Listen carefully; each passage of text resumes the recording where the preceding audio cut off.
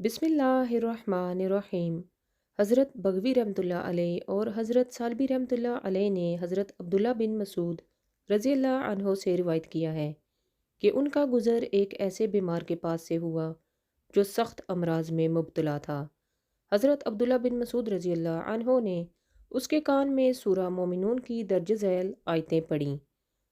بسم اللہ الرحمن الرحیم۔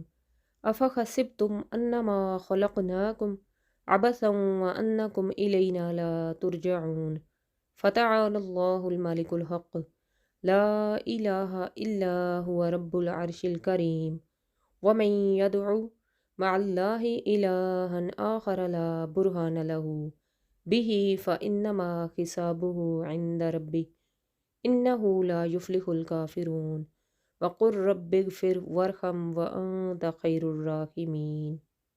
رسول اللہ صلی اللہ علیہ وسلم نے دریافت کیا کہ آپ نے اس کے کان میں کیا پڑھا، تو عبداللہ بن مسعود رضی اللہ عنہ نے عرض کیا کہ یہ آیات پڑھیں۔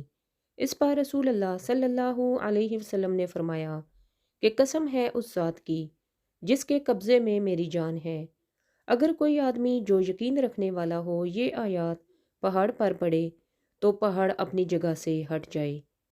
علماء کرام نے لکھا ہے کہ صبح کے وقت نہار منہ اگر آپ ان آیات کو 7 مرتبہ پڑھ کر پانی پر دم کر لیں اور اس پانی کو آپ پی لیں تو انشاءاللہ جسم کے اندر جتنی بھی روحانی اور جسمانی بیماریاں ہوں گی تو وہ ختم ہو جائیں گی۔